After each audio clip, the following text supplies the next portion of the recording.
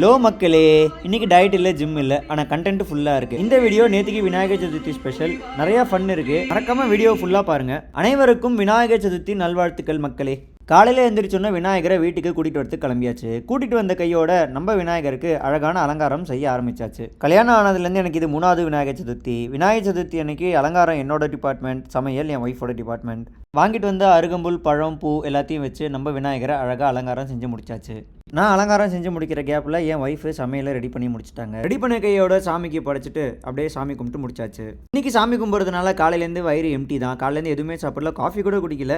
விநாயகருக்கு சாப்பாடு கொடுத்த கையோட நானும் சாப்பிட உட்காந்துட்டேன். இன்னைக்கு ஒரு சிம்பிள் வெஜ் மீல் காம்போ தான் நம்மளோட ஃபுட்டு. சாமி கும்பிட்டு முடிச்சுட்டு சாப்பிட்டு முடிச்சுட்டு கிறிஸ்டோ கிட்ட வெளியில் போகலாம்னு ஒரு கேள்வி கேட்டேன். பீச்சுக்கு தான் போகிறேன்னு நினச்சி போகலாமே அப்படின்னு சொல்லிட்டு ரெடி ஆகிட்டான். சீசன் மாறுற காரணத்தினால அவனை கூட்டிட்டு போய் ஒரு ஹேர் கட் அடிச்சிடலாம் அப்படின்னு சொல்லி டிசைட் பண்ணிட்டோம். ஏன்டா அண்ணா அவனுக்கு அறிவு இருக்குதா? என் ஐட்டுக்கு ஏறோம் எப்படி ஏறும் மரியாதை தூக்கி விடுங்க. வா வா வா வண்டி சிறுவண்ட முடி வெட்ட தான் கூட்டு போறோம்னு தெரியாம பீச்சுக்கு போறோம்னு ஆர்வ கலர்ல ஏறிட்டான். பொதுவா 6 மாசத்துக்கு ஒரு தடவை இந்த மாதிரி முடி வெட்டிட்டா சீசன் மாறும்போது முடி கொட்டுறது குறையும். அதனால கம்பல்சரி 6 மாசத்துக்கு ஒரு தடவை ஐயா கூட்டு வந்து மொட்டை அடிச்சு விட்டுருவோம். என்னடா பீச்சுன்னு ஹாஸ்பிட்டல் கூட்டாந்து இருக்கீங்க? பீச்சுனால தானே வந்தேன், என்ன விட்டுரு, நான் வரமாட்டேன். டே அண்ணா இன்னும் முட்டை கூட கேட்க மாட்டேன்டா, விட்டுருடா. நீ சாப்பிட போதும் பக்கத்து கூட வரமாட்டேன்டா. ஏக்கா முடி வெட்டுறேன் லீவுன்னு சொல்லிட்டுக்கா இன்னும் ஏமாத்தி கூட்டு வந்த உன்னை எப்படி ஏமாத்தி ரெஸ்கே போறேன் பாரு. அண்ணா நீ பேசினேன், நான் வெளியே போய் டீ சாப்பிட்டு வந்துடுறேன். ஆஹா உசாராயிட்டனே, இந்த குட்டி கொஞ்சம் அவனை எதுக்கு வந்து ஆட்டம் போட்டுட்டு இருக்கான். ஆஹா தலைவா இனி எப்படியாவது காப்பாத்து தலைவா.